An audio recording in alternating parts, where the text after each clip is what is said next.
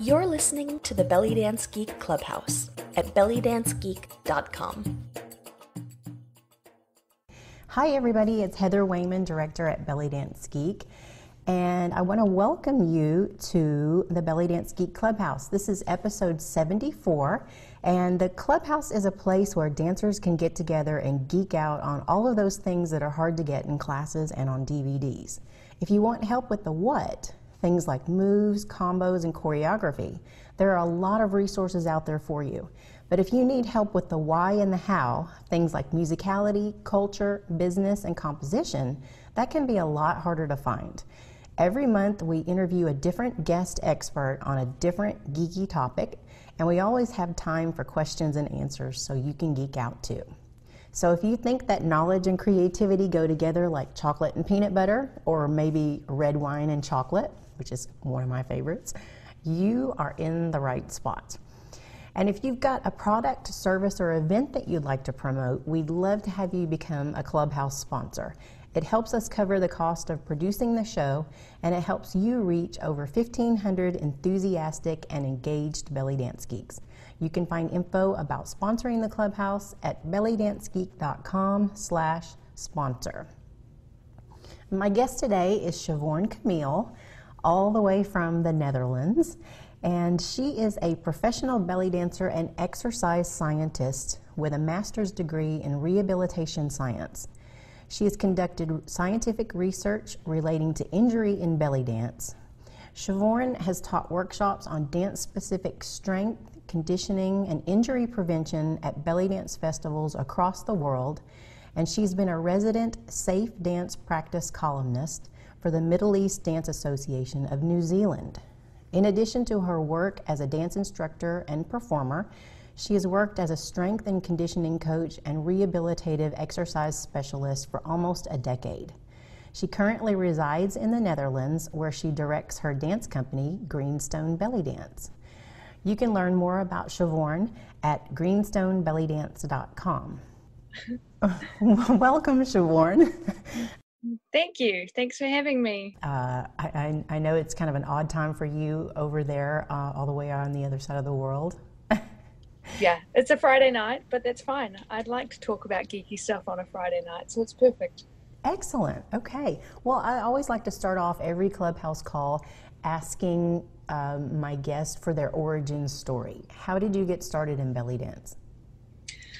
Well, yeah, it's funny. I was listening to your last podcast and I heard Aziza say like, oh, it's kind of like everyone else. And I was thinking mine is maybe a little different. So I was in high school, I was an adventure racer, which is this sport that's kind of popular in New Zealand. It's a little bit like triathlon, but it's off-road. It's in the mountains and you navigate yourself. So it's lots of long distance running and mountain biking. And I was totally crazy about it. And was convinced that that was what I was going to do with my life when I was in high school. I was going to be an endurance athlete. And I ended up getting really badly injured because I was young, really. That was the main thing. I didn't know principles of training and stuff like that. I just trained hard. And so I got really badly injured right before a major competition. And I was told you're not allowed to run. And because my life had kind of been about training, I was like, what am I going to do? I need to keep moving. And I saw a belly dance class advertised as low impact exercise. And I was like, I need to do anything, like I'm going to go. And then I went and I loved it. I actually just had a cup of tea with my first ever belly dance teacher when I was home in New Zealand a couple of weeks ago. And I was telling her, I still remember that first class. And I just kind of threw myself at it and went from there. How long ago was that? That was later this year. It'll be 10 years. Okay, great. Yeah. Great. Mm-hmm. It's funny how we make plans and then life happens. Yeah. Yeah. No, for sure. Great. Mm-hmm. Okay, so you have done extensive research in injury as it specifically relates to belly dance. Is that right? Yes. Yeah. So I one of my degrees, one of my undergraduate degrees is exercise science, and in New Zealand, if you want to do an honours degree, you've actually got to do a graduate year. So you do a year of graduate school afterwards and conduct a study, like a research study. It's pretty similar to the way it works in a master's in North America, actually. When I went overseas and then did my master's in Canada, I felt like the project structure was very similar. So I was really lucky to be working with an exercise scientist who was really interested in hip and low back injury. So when I said I'm interested in looking at injury in belly dancers because of the way belly dancers move, she was like, this sounds really interesting. So we conducted research with 109 belly dancers in New Zealand, and we collected so much data. I think it was like 24 pages of data per person or something like that. There was really a lot. And amongst my other research, I actually only finally published one of the papers relating to this, like in a scientific journal last year. So, dissertation was done years ago, thesis was done. But one of the main things we were looking at was, what is the injury incidence in belly dancers? So how often are belly dancers injured? And what specific areas are most injured in belly dancers? Because no research had ever been done before looking at injury in belly dance. So, when you look at the scientific literature, there's actually a fair amount, I would say, on the socio-cultural aspects relating to belly dance. But there's really, really minimal research relating to the physical aspects. And so, my motivation for this was wanting to see what is injury like in belly dance. But also, I think this is something that perhaps a lot of professional or just even Oriental dance enthusiasts can identify with. This idea that, Oriental dance is dance. And it's a dance that is worthy of academic study. And so I really wanted to get that out there. Okay. And that you said that paper was published in a scientific journal? Yeah, it was published in the Journal of Dance Medicine and Science last year. So I can provide a link to that. I believe if you're not with a university institution or a research institution, there's a paywall, but I'm obviously willing to talk about all my results and things now as well, and if anyone has any questions, they're welcome to contact me. And I share a lot of things on my blog, and I think I might put a little infographic out at some point too, just to kind of highlight things. But I guess the most interesting things that came out of it was, of course, this injury rate that we wanted to look at. So of the 109 dancers who took part, 25% of them had been injured in the previous 12 months. And of that 25%, that half of those people had had a second injury, at least, due to belly dance in the previous 12 months. So these injuries that we were recording were not just like an injury that they got walking down the street and tripping on the curb or something. These were belly dance specific injuries, so injuries directly as a result of belly dance. So there was a quarter of dancers. The main injuries were in the lower limb, and the most injured site was the knee, and then the second most injured area was the trunk, with the most injured site being the low back. And this was quite interesting as well, because I looked at a lot of the lay literature beforehand, kind of as my literature review, because as I say, there was not a lot in scientific literature looking at the physical aspects of belly dance or injury. But I looked at a lot of belly dance magazines from around the world and kind of looked for any article that mentioned something to do with injury or healing or whatever. And perhaps some of you listening are familiar with this idea of belly dance being promoted as spiritual and healing from a lot of different aspects. And so actually a lot of these kind of magazine articles often written by dancers for dancers, were talking about how they thought belly dance could be really healing for the body and for the low back, and actually also sometimes about how easy it is on the knees. So it was really interesting to see that these were the two sites that were actually most frequently injured in belly dancers. Yeah, that is interesting, because I have known people that have had back injuries from other things, and and belly dance was the thing that helped this particular individual overcome some of the mobility issues.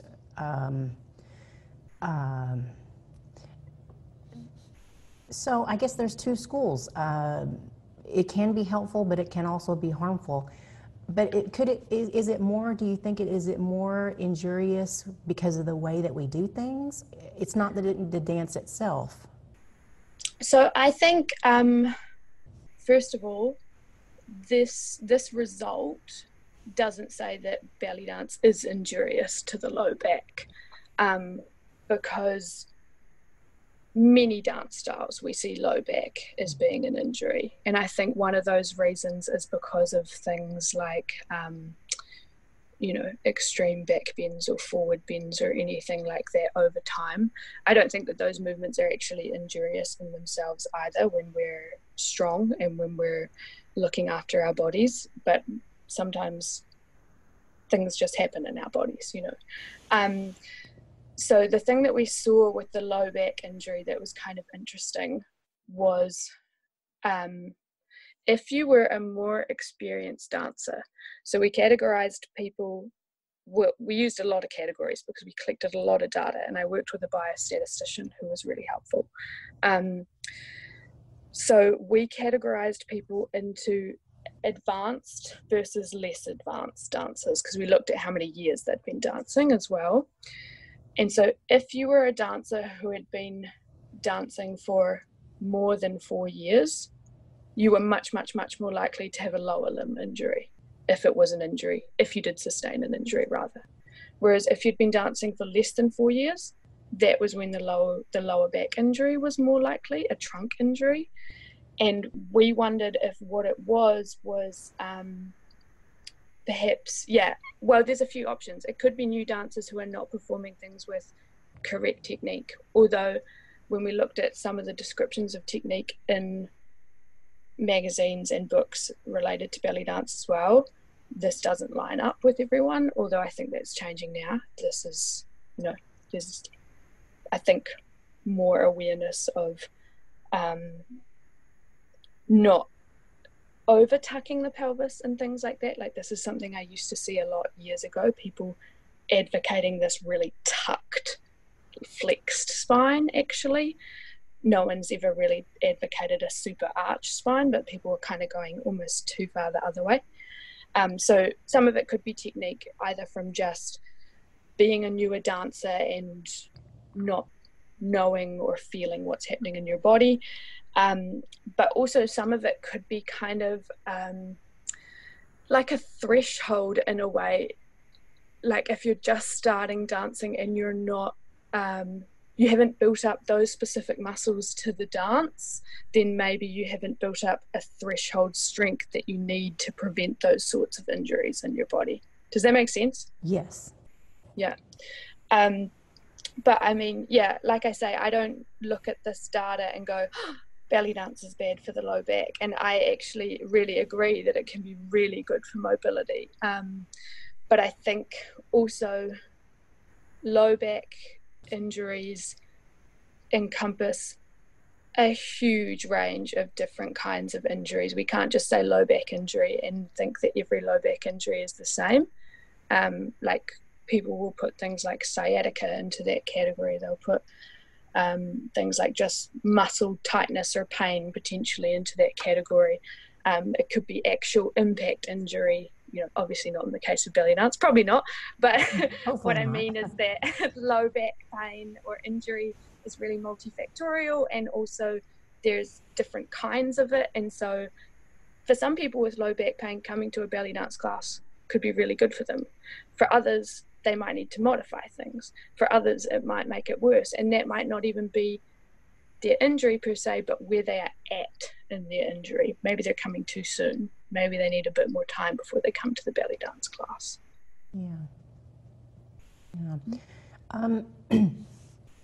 You mentioned hip injuries, and it brought to mind a question that I had the other night. One of my new students has hip replacement from some years ago. She scared me a little bit. This wasn't recent, was it? She said no. But I noticed that her body moves differently in like the hip lock and the hip walk, just the bent knee, hip up position. Is it contraindicated at all for hip replacement recipients? I wouldn't say so. There's nothing that would indicate to me that it should be. I would say, potentially if it was really close post-surgery, then maybe there's some things to think about because of the way we're isolating. But actually, I mean, some of it could also be helpful for getting range of motion back around the joint, because whenever we have either a break or surgery of any kind, the advice is actually to get moving as soon as possible. Yeah, knee replacement and hip replacement, they have you up that day or the next day, right? Yeah. And it's it doesn't mean that you go into the gym and squat 100 kilos.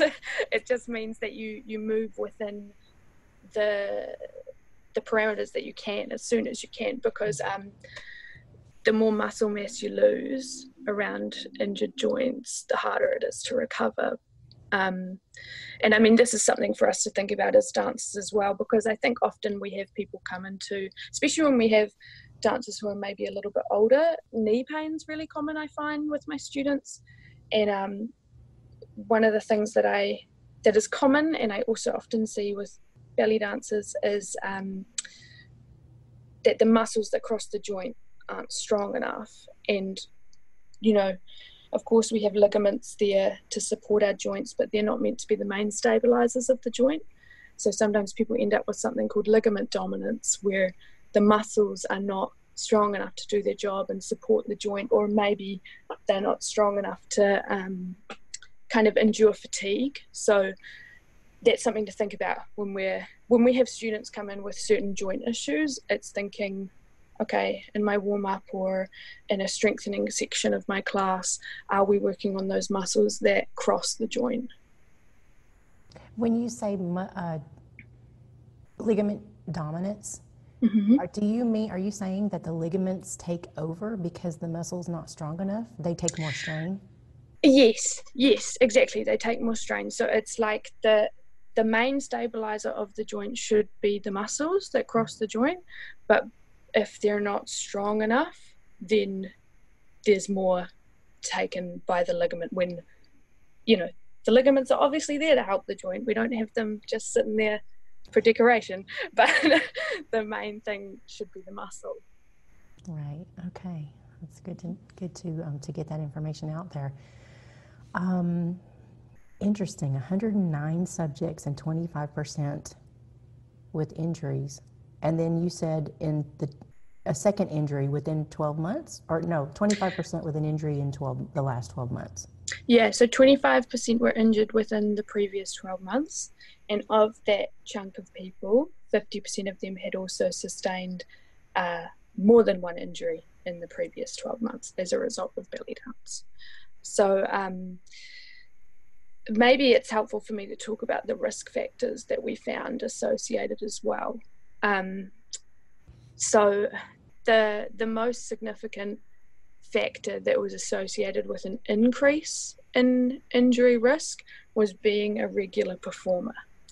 And so we categorized people into either regular performers, so they were performing at least once a week on a regular basis, or non-regular / sporadic / non-performer, so they were people who were just performing from time to time. And we found that being a regular performer was significantly associated with increased injury risk, and injury rate rather. And the interesting thing though was, often in other dance forms, when we look at injury risk, we're looking at professional dancers who are dancing a really high workload per week, because most of the research in dance is around professional jazz or modern or ballet dancers, and they're all dancing somewhere between 14 to 30 hours a week, whereas in our sample the regular performers on average were not actually dancing more hours per week than the recreational dancers, and most of the people in the sample were actually recreational. And so what we felt is that one of the reasons that the performers could be getting more injured is due to the demands of performance. So potentially needing to do more impressive things to entertain, so maybe they're taking more risky moves like Turkish drops or something like that, and also in other dance forms like ballet, it's been shown that it's more, what's the word, it's like when you put heart rate monitors on professional ballet dancers when they're actually performing, you'll see their heart rate is much higher and all of their fitness parameters are all measuring much higher, and there's obviously a higher physiological demand happening during a performance, even compared to like a run through. So we wondered if that's what's coming in there for what's increasing the injury risk. Yeah. Okay, so I just have to throw this out there. Performers, you said the performers are not necessarily dancing for more hours than the recreational dancers. Not on average. Of course, there were some that were. Oh yeah, well there's always going to be, But there wasn't a significant difference but I'm talking about statistical significance as well.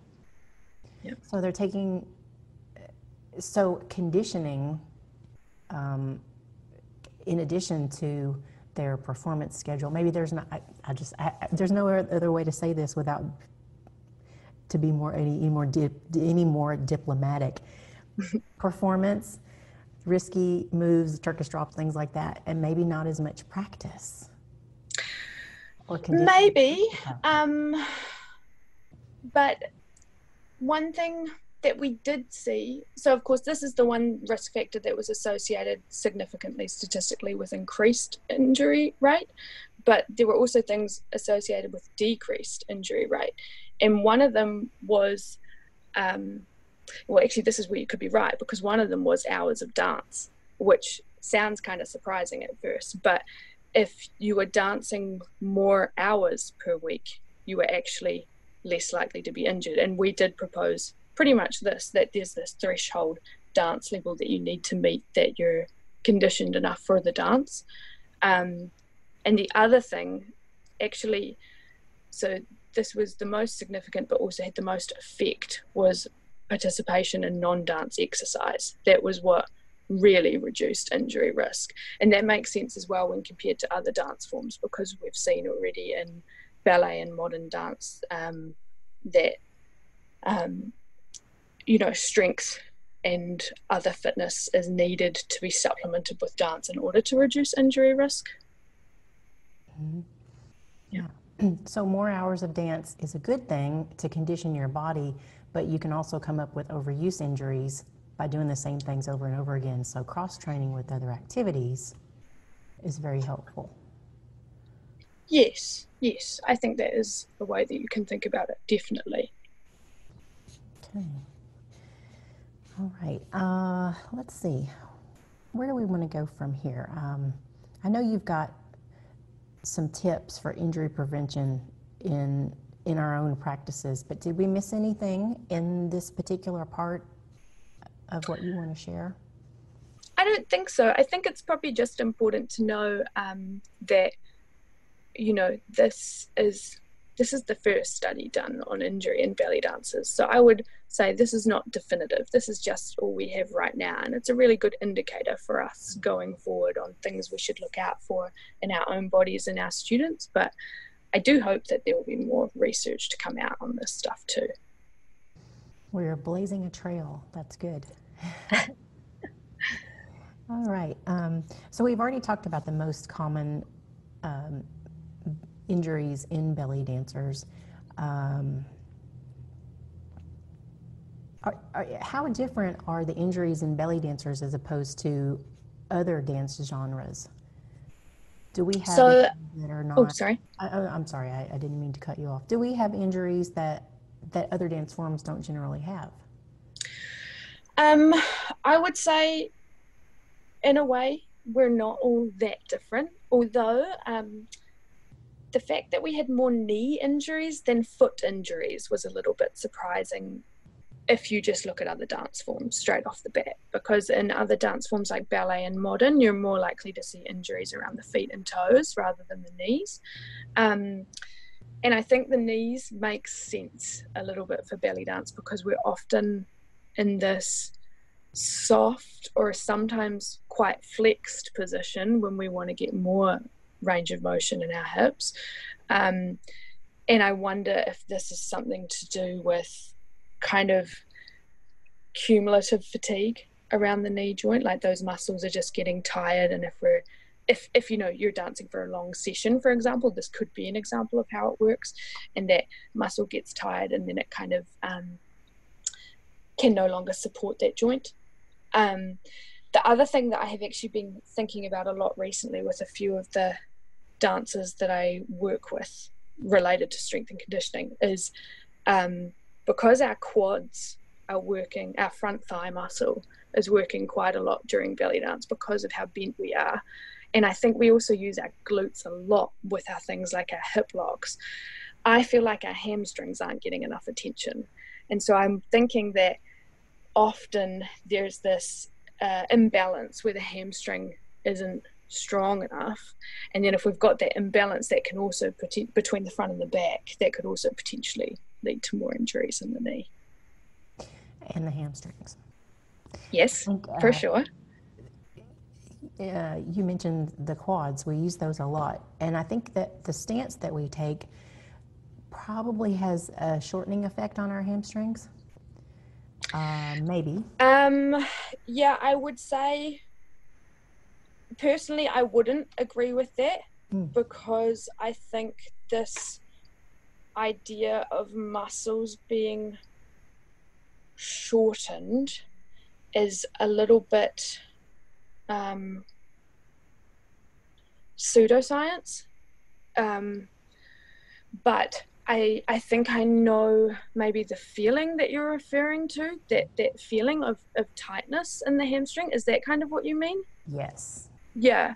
So this is yes, this is what I'm kind of thinking about and alluding to as well when I talk about this hamstring weakness, because so often what happens, and I think especially with dancers because we want to be flexible, is we feel tight in a muscle and we think, oh, I need to stretch it because it's been overworked or something.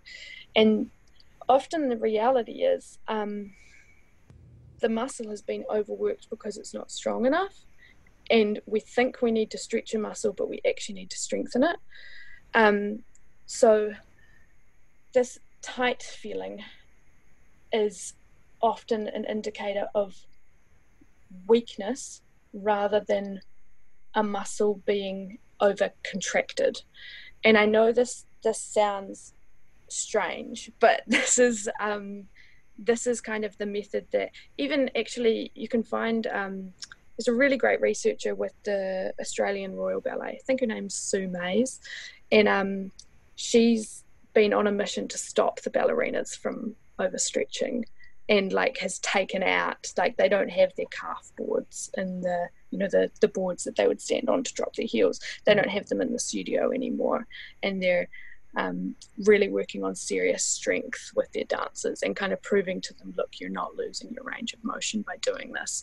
But I work with a few dancers who have this kind of grippy feeling where the glutes meet the hamstrings, and that is often an indication to me that we might need to look at more hamstring strength, and that's actually what's going to help with their range of motion and flexibility.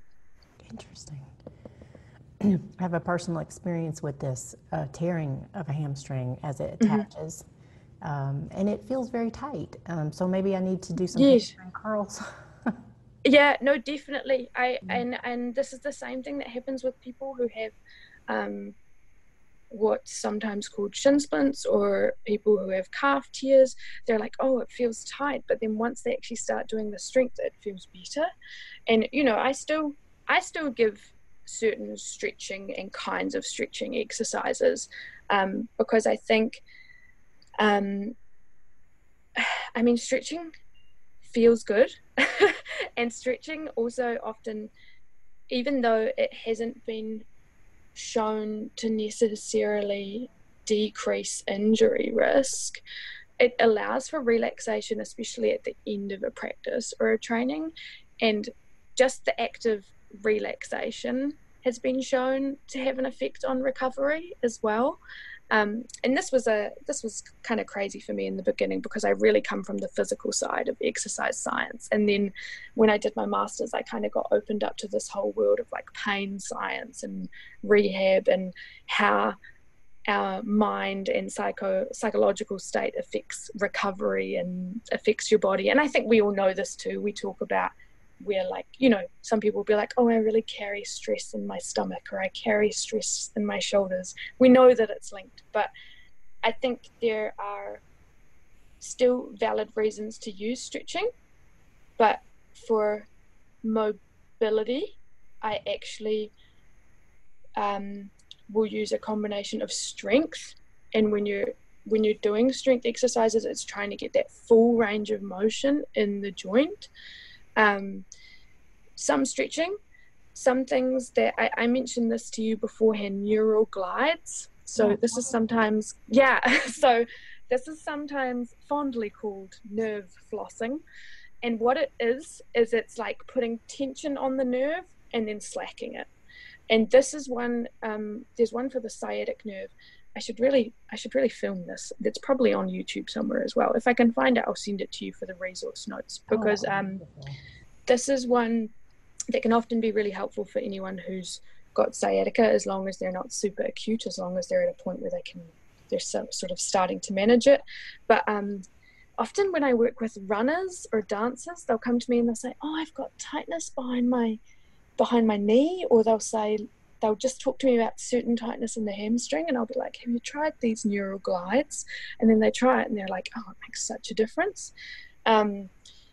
That's been a big thing I've found for increasing range of motion in people, actually, is neural glides. So that's something I'll also prescribe for tightness around that hamstring. So that might be a nice one for you too, actually. Thank you. And yeah, what else? Well, I do some stuff with like trigger point release, which I think, again, this is something that I actually don't really know what the research says on trigger point release specifically. So that's where you get like a lacrosse ball or something and you put it on a point and you lie on it. That's one thing that I haven't really read the research for. But over the years, using it with clients, I see it make a difference for people, even if it's only in the short term, even if it just relieves some pain for them then, or some tightness for them then. So I like to do that at the end of practices with certain people as well, to help them loosen up a little.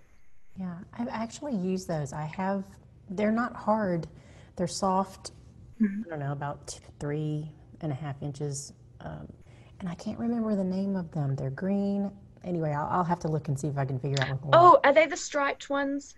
No, they're just solid green. Okay, all right. I don't know. Yeah, whenever I get the sciatic nerve thing going on, I'll lay on those. And it does make a difference. Yes, I find for people, especially with the sciatic nerve, if they put it right in the center of their glute, pretty much at the back, and lie on it, that can be really helpful. Yeah. So that would be considered a trigger point release? Yes, I call it self-massage, but trigger point release is often what it's called. It depends on how you do it too. Sometimes I'll get people to roll on it. Sometimes I'll get people to relax on it. But, I think those things like the stretching, the trigger point release, they are tools and we should use them.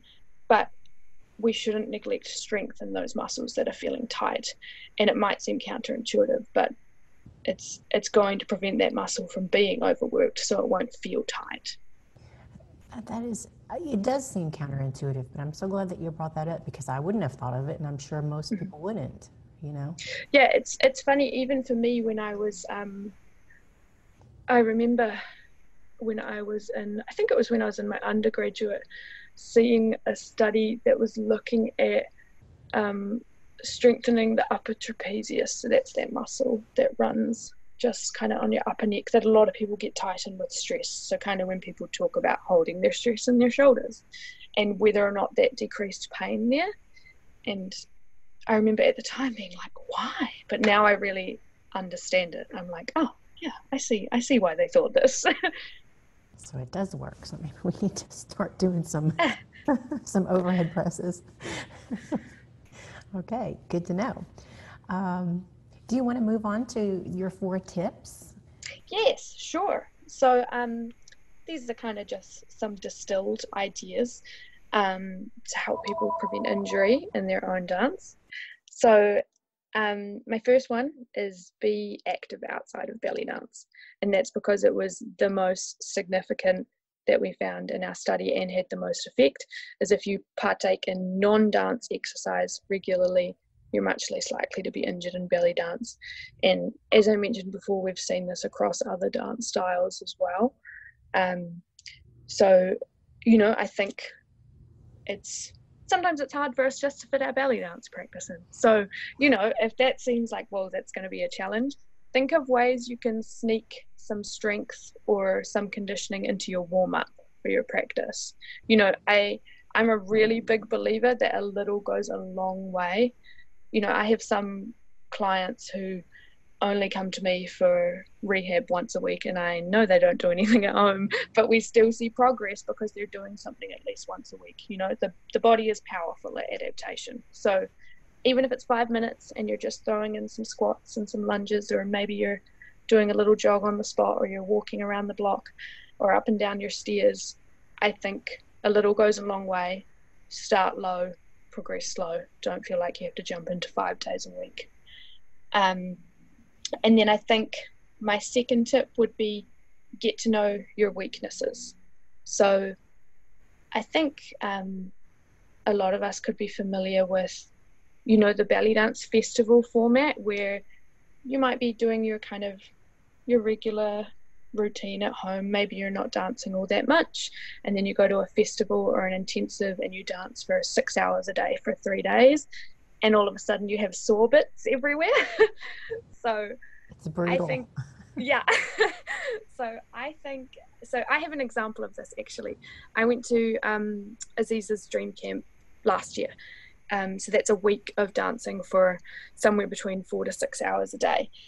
And obviously exercise science is my job. I like working out, so I like to be strong. But I did really notice that over that week, what got sore for me were my calves and my deltoids, my shoulder muscles. And so I was like, I went home and I was like, okay, those are the things I need to work on. Yeah, it's the holding up, exactly. Heather was just showing her arm position for those who are hearing the podcast later.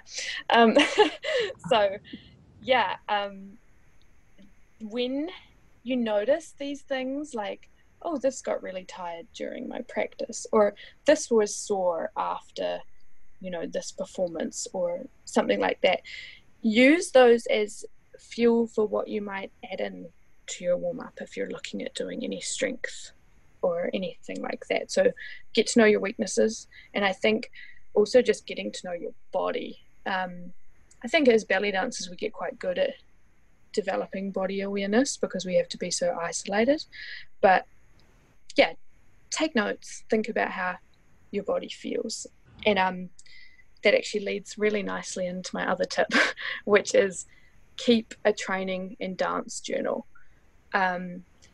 You can do this in different ways. So for years, I used to have an online training log, and I would put down the hours, the intensity, the type of activity every day for any kind of training I did. But I think the most important thing actually with a training or a dance journal is to make notes about how you feel, because then that's where you can see patterns For example, if you've got like 2 weeks of your dance practice, you've written after, felt tired or felt unmotivated, then you might see where, okay, actually I need to take a break, or I need to schedule a rest day in. When you write how you feel, this is, again, really good information for how you should be structuring your training. Because I think sometimes maybe we underestimate the requirements of our dance, because Oriental dance is not, we don't have like leaps like we do in ballet. So it's not necessarily the most high impact dance form, although maybe if you're doing modern shabi, it becomes a bit more that way. It's not necessarily the most cardiovascularly demanding dance form or high impact dance form in terms of joints. And so sometimes I think we're like, oh yeah, I'll just do an extra hour or something. But it's important to know that if you suddenly ramp up your dance, again, kind of like we talked about with these overuse things, that's where some stress injuries can come in, because you've just gone from 0 to 100. And this is also why sometimes you see more injuries around kind of February, because people come back in January like, I'm going to do more dance this year, and then they have had a few weeks off and they go from doing no dance to doing 2 hours of dance a day. And at the time it might not feel super intense, but for those little ligaments and muscles in your feet, when you're in releve working the whole time, it can be really stressful to go from 0 hours a week to 10 hours a week. Yeah. So maybe I should recap those, because I've been talking a lot. So my first one. Did we miss one? We missed one. We missed one. Yeah. So the first 3 were: be active outside of belly dance, get to know your weaknesses, keep a training and dance journal. And my other one is related to mobility. So we've talked a little bit about this already, but don't think of mobility as just stretching. So like I say, think of maybe using some other things like trigger point release where it might be appropriate, or neural glides. And if you have a physiotherapist or a musculoskeletal specialist or an exercise scientist or something that you can talk to, ask them what could be good for you if you do have any injuries. But mobility is also something that we can think of in our warm-ups, in our own dance practice, in terms of finding our range of motion, or in strength training, using that full range of motion of the joint. And that will be one of the things that will help us feel less stiff and more able to meet the requirements of our dance as well. Fabulous. I hate that stiff feeling. I know, but we all get it from time to time as well. And I mean, it is a sign that your body is being challenged, which is also a good thing if we're wanting to develop muscles, and sometimes you just got to push through it a little bit, but it depends. You've got to get to know your body. You've got to realize when that's a feeling that's not right, or when that's a feeling of muscles being developed, or when it's a feeling of a muscle being weak. And sometimes that can be hard. And then that's where as well, talk to other dancers, talk to them about their experiences, talk to your friends who are physios. I think a lot of us know at least one person who works kind of somewhere in health, and you can be like, hey, what do you think about this? Yeah. Okay, so do you want to, let's talk about structuring warm-ups and cooldowns and classes, so we can incorporate all of these things in. Yeah, sure. So a warm-up is something that I don't think needs to be long at all. I would usually, in my own classes, my warm-ups will be about 10 minutes, but that's because I'm also using that time to prepare certain skills and movements. So if we're going to be doing a lot of arabesques, then we're going to have single leg balances in our warm-up, so yeah, my warm-up is not like we're just doing cardio for 10 minutes. But with your warm-ups, you want to think about, well, a warm-up that has been proven to reduce injury is a neuromuscular warm-up. And what that means, like just simply put, is using the muscles, warming up the muscles that you're going to use for your practice. So you don't have to know the names, but you know, if you know, oh yeah, we're going to be doing a lot of Myers, so we're going to be using the side of our abdominals, or we're going to be using our quads a lot as we, front thigh, as we flex our knees, you know, think about those muscle groups that you're going to use, or kind of movements that you're going to use, and incorporate them. Generally, I would start with lower intensity, full body movement first. So maybe thinking about kind of bigger range of motion, a little bit softer, and then build momentum and intensity. I like to sneak strength into my, I don't sneak it in at all. We do strength in my class. There is no sneaking, but you know, but you can sneak it in quietly if people are like, no, I don't like squats. It's yeah, like, I was going to say, it's kind of hard to sneak in squats. Yeah, I know. But But we do snake arms in them or something, you know, like you can still drill another skill while you're there, and then they have to hold a squat for a little bit, which is great too. Although, you know, that's different when you're working with your more advanced dancers or your beginner dancers too, where you want classes more accessible. But, and that's, you need to think about accessibility for classes, because like I say, we have people come in with a range of bodies and their bodies can do different things. So yeah, I would start with bigger movements and start with lower intensity, build your momentum intensity. And I like to think about getting some cardio, getting some strength, doing some stuff to get the muscles around the core working. And I like to try and get some balance in there, because especially with things like arabesques or something, it's important. And then I don't do any stretching in my warm-up, any static stretching anyway. We will sometimes do like a dynamic stretch, so a moving stretch, but I don't do any static stretching because you know, like I say, we're not a super high intensity dance form all of the time, but static stretching before activity has been shown to decrease power output of muscles, and if we're decreasing the power output of muscles, we might be decreasing its ability to sustain load, like to actually meet the demands of our activity. And it has been shown that stretching before could be associated with increased injury risk when it comes to static stretching. So that's like the stretch that you hold in. So I leave that for the end of class. So that's my warm-up. It's kind of big moves, getting moving, and then slowly increasing intensity using the muscles that we're going to use in the class. Oh, good. I'm doing it right. Yay, good work. Brownie points for you. Oh, all right. And then your cool down activities, that's when you said that was when you would do your static stretch. Yeah.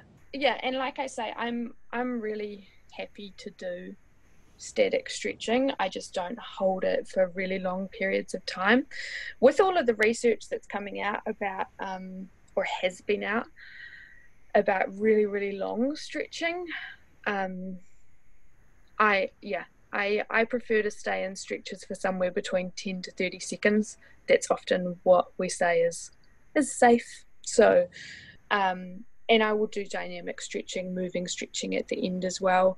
But I think static stretching feels good for people, and it's a good way to relax. And I think stretching is a good way to close your class as well. Like it just settles everyone down, gives you time to kind of gently talk to each other and connect. Like that's actually a really nice moment at the end of classes, I find, as well, to just be like, how do we all feel, you know? So yeah, in my cool down, it's usually a combination of dynamic and static stretching. Okay, I just wanted to go back. You mentioned long stretching. What would you classify as a long stretch? Something longer than 30 seconds? Or? Yeah, so I think according to the literature, longer than 30 seconds. But I don't think it's like you do a 31-second stretch and it's all over. Like I think, and I don't remember, you know, the specific studies off the top of my head, but I think it's looking at much longer held stretches, which were kind of traditionally used to try and increase flexibility. And the interesting thing is a lot of that research says it doesn't actually increase the length of the muscle. All it does is increase the muscle's tolerance to stretch. But then I kind of think, well, maybe that's what we actually want as dancers, is to increase the tolerance to stretch, you know? But it's, yeah, being classed as potentially injurious, and I don't see the need for really, really long, intense stretches in my class. I also find that sometimes people in stretching, you know, you can overstretch, and it's interesting because there's even some professional dancers that I've worked with who at times I've seen them talking about their you know, really intense stretching regimens, and then when I've worked with them, they've been like, yeah, I actually injured myself doing it, you know? So I think stretching is making me considering going back and doing a PhD, to be honest, because I only have a master's. So there's a lot of there's a lot of conflicting research out there, but then there's been a lot of systematic reviews as well, which if people don't know, a systematic review takes all of the scientific literature on one subject and pretty much works out the answer according to what's available. So there are scientific reviews on stretching, but I sometimes look at the questions that are being asked about stretching. Like, a lot of the questions that are being asked are things like, is stretching better than foam rolling for increasing flexibility? And the answer is often not really, they're about the same. But I think it would be more interesting to look at things like, is strength training better for increasing flexibility? Is neural glides better for, is this better? Like comparing a whole lot of other stuff, because I think we're really stuck in this traditional idea of we need to stretch to be more flexible. But I think there are many more ways, and some of it is also just being patient with our bodies and realizing that adaptation takes time. Now you're making me want to put a timer on my stretching, because I don't know how long I do it. I know it's longer than 10 seconds, but hopefully I don't think you need to panic. Like, you know, it's more I think it depends on the kind of stretches really too. You know, it's maybe a different story to be straining to try and get into a front split or something, rather than hanging out in your child's pose, you know? Like I like to tell people that when you're in a stretch, you should still be able to breathe. Like if you're in that stretch and you're gritting your teeth and you're like, this is so painful, it's probably too intense. And you probably need to back off a little bit, because it's probably not going to help you. None of that going on here. No, but you see it a lot in people. I really do. Like you know, because I work with a lot of athletes as well, and athletes have high pain tolerance, and they often like pain because they think it means that they're working hard, because that's what they're used to when they lift heavy weights or when they sprint. And then you get them into their stretches and they all sit there like, oh, and I'm like, no, calm down. Oh my goodness. Okay. Well, you've shared some very, very informative information. Have we missed anything? I don't think so. I think maybe one thing that I wanted to say was about class structure, and that was just actually the main thing. It's not so much about structure, but it can feed into your warm-up, and I think this is actually really important for your warm-up, and it's about checking in with your students. And it seems simple, but I always like to ask my students when they're warming up, how are you feeling? What do your bodies feel like today? Do you feel tight? Do you feel sore? Are you tired? Because, you know, fatigue is linked to injury as well. And don't be afraid to deviate from your plans in class. You know, when you're like, I can think of, for example, when we're drilling choreography near the end of a term, and you just see people get to the point where they're drooping, you know, like, I'll be like, okay, we're going to take a 5-minute break, and I'm going to put music on, and you can improvise if you want, or you can just sip water. And then they do something else that gives their mind a break, and then they come back and they're suddenly more perky when they dance. And that's actually important as well for preventing injury. It's making sure that you're checking in with your students, but also your students aren't getting too fatigued mentally or physically, and giving them the option to kind of have a mental refresher that might actually help them feel more refreshed in their bodies too. Yeah, that's interesting. Perfect. Well, are you ready for the lightning round? Oh, maybe. We'll see. Okay, so this is just the lightning round. Your favorite things, okay? Yes. What's your favorite book? The Secret History by Donna Tartt. Your favorite food? Yeah, this is a hard one. It's not a food. I'm gonna say tea, because I live for my pot of tea in the morning. Okay. What's your favorite base color? Black, because I'm an old school goth. Okay. So you gotta have a splash color. What's that? Oh, lime green, because I'm also an old school punk. Your favorite day of the week? Friday. Today. Oh, today's okay. Yeah, you picked a good day to call me. Hey, do you have a favorite poet? I don't actually. Yeah, I want to go away and think about that one. Oh, okay. Food for thought. Do you have a favorite composer? Balik Hamdi. Favorite accent? Oh, Quebecois, closely followed by French. So what was the first one? Quebecois, like from Quebec. Okay. Yeah. Interesting. Your favorite juice? Oh, in the Netherlands, here at the supermarkets, they have a great juice that's apple, pear, and raspberry. Oh, that sounds delicious. It's great. It's really sour. I'll have to come and visit and have some. Yeah, I'll give you some. Okay. Your favorite behavior? Honesty. Your favorite maqam? Maybe Kurd or Nahawand. Maybe Kurd. That was Aziz's also. Really? Yeah, she likes Kurd. See, yeah. I listened to it, but I didn't remember that actually. How funny. What's your favorite instrument? Oh, actually, Canoon. I would really, really, really love to learn Canoon. It's like a long-term goal for me. Rock on. Yeah. Yeah. Fabulous. All right. Okay, Siobhan, if people could take one thing away from this call, just one thing, what do you think the most important thing is? Oh, that's really hard. I think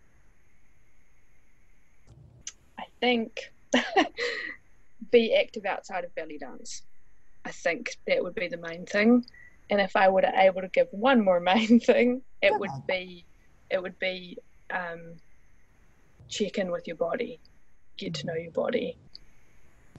Good stuff. Yeah. Being more active outside of belly dance can help us be better belly dancers. Yeah, absolutely.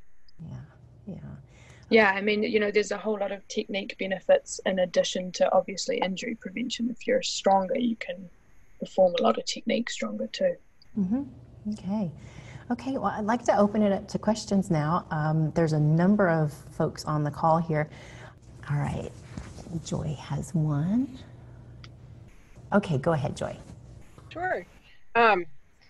First of all, I love that the Quebecois accent is your favorite, because that's my ancestry. So Oh, cool. You can tell from my name. But I have I guess it's kind of a two-part question. One of it's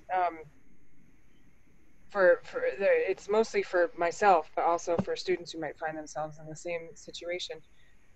I've just come off a period of illness, and part of that was that my activity level just plummeted.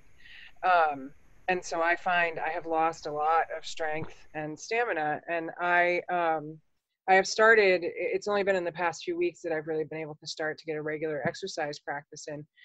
And I had the thought that I should increase my stamina and my strength first before I dive back into the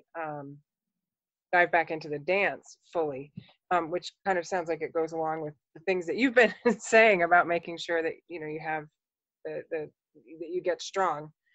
But what I wanted to know is or one of the questions I would have is like how I haven't been in this position. I feel like I'm in the position of going back to not a beginner in terms of knowing how to do the technique, but beginner in terms of my strength and stamina. And I guess my question is how do you know, or how do you help people find when they're kind of ready to take that leap back into doing things a little more intensively? Because like when I was dancing very regularly, which was well over a year ago, because that's when things started to kind of go awry for me health-wise.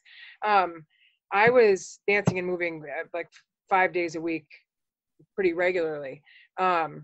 Now I'm doing like a half hour a day, 5 days a week instead of a couple hours. So like are there sort of measurements or gauges that you can tell people to look for to know when they're ready to kind of make that return again?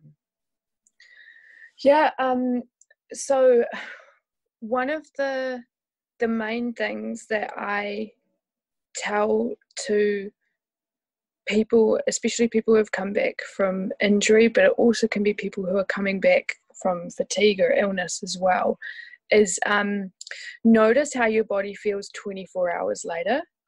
And that's usually an indicator of whether or not you've pushed something a little bit too far. Especially when it can be something to do, I don't know if you're experiencing any pain or injury or if it's really just, building things back up again, but especially when it can be something like chronic pain, often our body, or if it's just coming back from an injury that's tweaky, our body can kind of react like a scared animal almost, like it's like, oh, this is going to hurt me. Yeah. But then that might be happening in the moment. But especially with chronic pain, you actually have to teach your body that it's okay to move. And then that's where you'd use an indicator of like 24 hours later, how do you feel? But it can be the same thing, I think, for if you're just testing how you're responding to doing activity. If you're wondering for how fast you should increase your actual load, then we usually say maximum 10% increase per week, 5 to 10%. So and that depends on the person too. Like I have runners who, if they come back from running injury, some of them are fine. I put them back on, it's a return to injury training, but I can put them up really fast. I have other runners who I have to start them running 1 minute per day, and then we add on 1 minute every 3 days. Like it's again, it's all learning about your body. But I think progress slow. Try and increase a little bit more each week. But actually, one thing that can be really helpful is having what we call a deload week. So let's say out of a month, if you have 4 weeks, you have the 3 weeks where you're slowly building up. So you're increasing by that 5 or 10%. And then on that 4th week, you go back maybe 2 weeks to where you were to kind of have a recovery week. And then you build up from there again. So that can be helpful too. And then my second question was more for students. Is there a place that you can think of to go when I have a student who comes in and says, I'm actually not teaching now, but I plan to return to it. Yeah. Who comes in and says, I have a shoulder problem or I have a hip problem or whatever.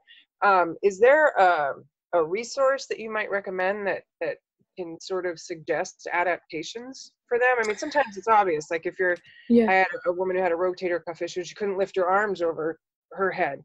So I would give her different arm positions, and I had some issues with that myself. So I was very familiar with like what would move and what wouldn't, but I wouldn't be for other things necessarily. Yeah, I think to be honest, the first thing I would look to, because I still even get people come in to me who have like an illness or something that I've never worked with before, or I haven't really been trained in. Like I had someone come in with a syndrome around the nerves in the upper body that I had never worked with before. And what I usually do is I go to the scientific literature and I look at what science is out there for it. But I also know that's not necessarily accessible, because some science is behind a paywall, and sometimes it's just they write it in so much jargon. So what could be interesting, I know some dancers who've done this. A dancer I knew back in New Zealand did this. She actually booked a session with a physiotherapist in her area just to talk to him about issues she commonly saw in her students, and what some possible adaptations for them could be. But also be aware that, you know, in your role as a dance teacher, you're not their doctor and you're not their physiotherapist. So don't be too hard on yourself if you don't know the adaptation that you can give them, and ask them. Just really ask them, you know, is there something that you find aggravates? You know, it's always good to, when someone comes in, ask them about an injury history and say, you know, does anything make it worse? Does anything make it better? And then you can kind of think of things in regard to their response as well. Yeah. Thank you. Thank you. You're welcome. Thank you. Thank you, Joy. All right, and Minya has a question. Let's see. Okay, go ahead, Minya. Hello. Hi, Siobhan. Hi. Hi.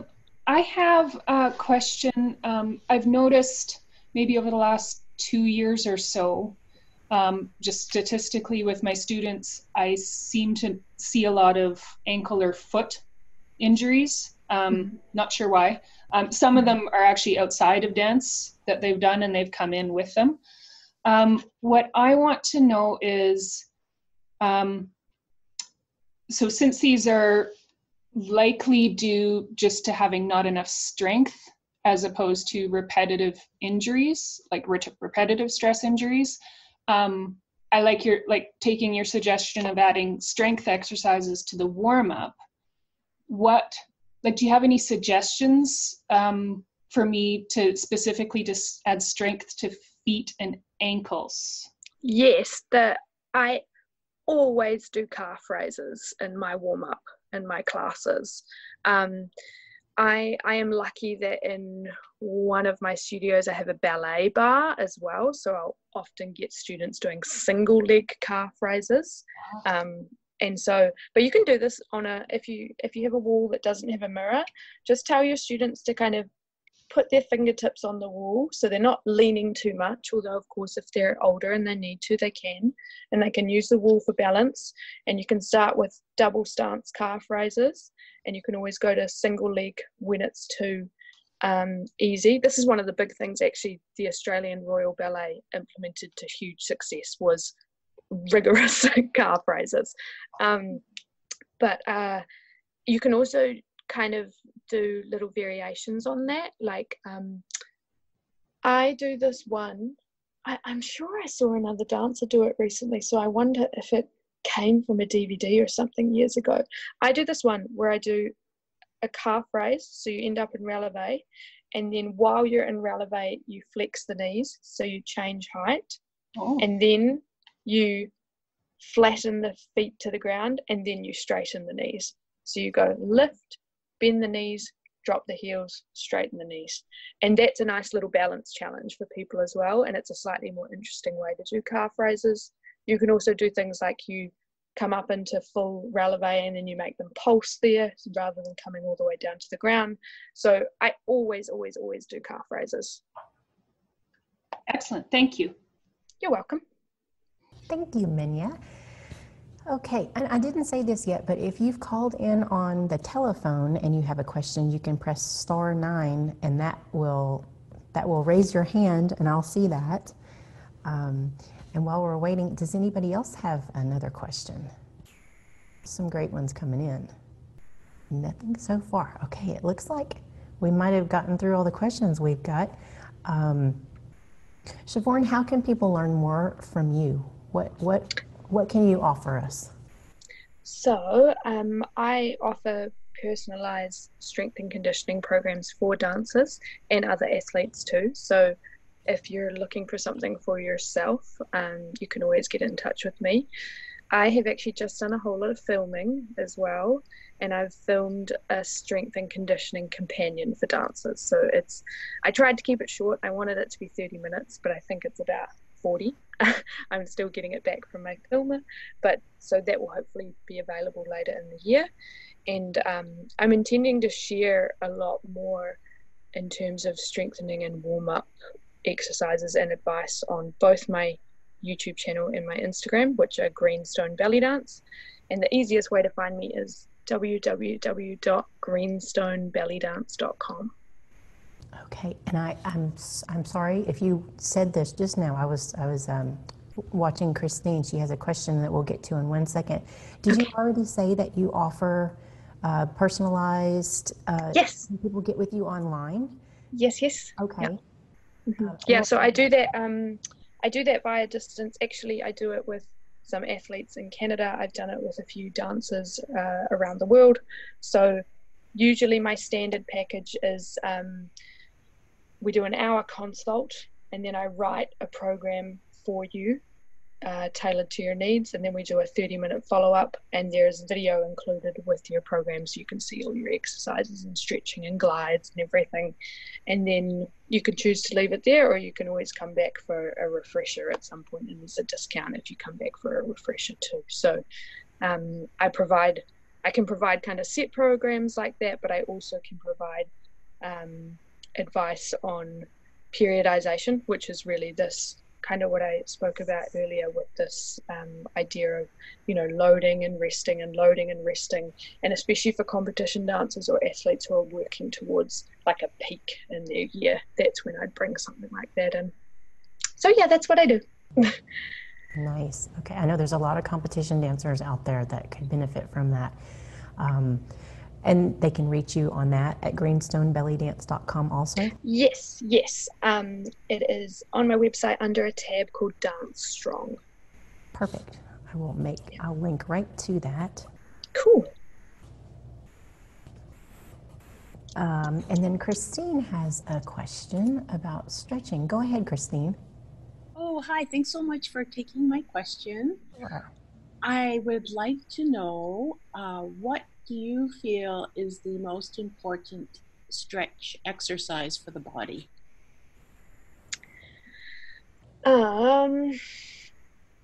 I think that it is really dependent on you and your body and what you're doing. So it's really hard to give one example. I know that might not be the answer that you're looking for, but the answer in exercise or rehab is often it depends, and I'd say that would be what the answer is here. Is there something for you that you're feeling is not feeling right in your body, or is there what motivates this question for you, I wonder? When you're planning your warm-ups, is there like one warm-up that you always do no matter what? Yeah, okay. So when I warm up, I start off by, the thing that I really like to emphasize is the feet, warming up the feet. And for me, that has a benefit of kind of getting a connection with the ground that I think we often need with Oriental dance, especially if we're dancing Egyptian or folkloric styles where we really depend on a weight shift. So I'll do a lot of like walking of the feet, and then you can also isolate that where they do it without their head moving, and then they turn it into a bounce where they're coming up and down. I will get the body moving in really big movements first, and then start to bring it more into isolation.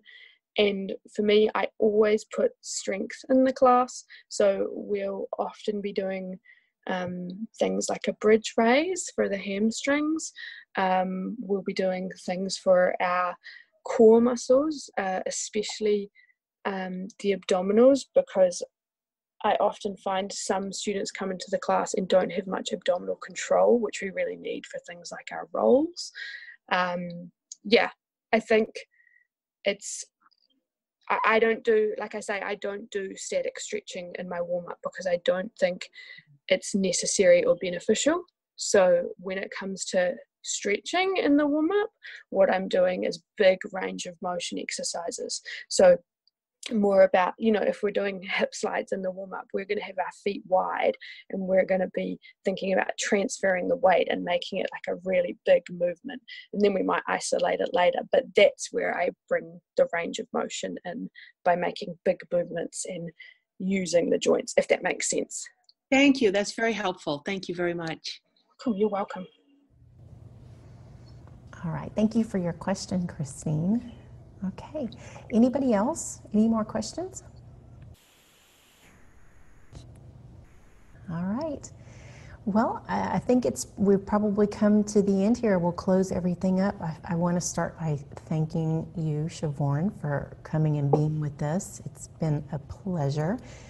Also, if I could just give a little shout out to something that's going on at Belly Dance Geek. You may have seen it in the email, and it's coming up. It's almost here. The How to Build a Sustainable Practice Habit starts on Monday, January 13th, and registration's still open. We still have some space, and that's a great opportunity to get your practice habit kicked off, so you can build more strength in addition to building your habit of practice in the new year. So anyway, check that out at bellydancegeek.com/habit. And thank you everybody for coming on the call with us today. You'll get an email with the recording, and there's also going to be a link to the private Facebook group. We can get in there and talk about some of the things that Siobhan has talked about and shared with us. There will also be a survey. I'm always looking for interesting Clubhouse guests, so if you know somebody that you think would be a good fit, please let me know who that would be. Topics, anything I can do to improve and make this better for you. Our next Clubhouse call is going to be on Wednesday, February 12th, 2020 at the 12 o'clock noon hour in Pacific time. And my guest is going to be Nada El-Masriya, Egyptian belly dancer who lives in Canada now. She's going to be talking with us about Bellity, the music, the dance, and the culture and the people.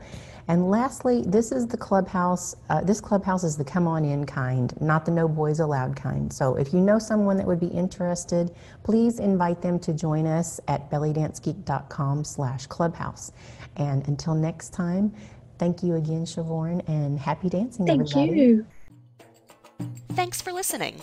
For more geek-tacular resources, visit bellydancegeek.com.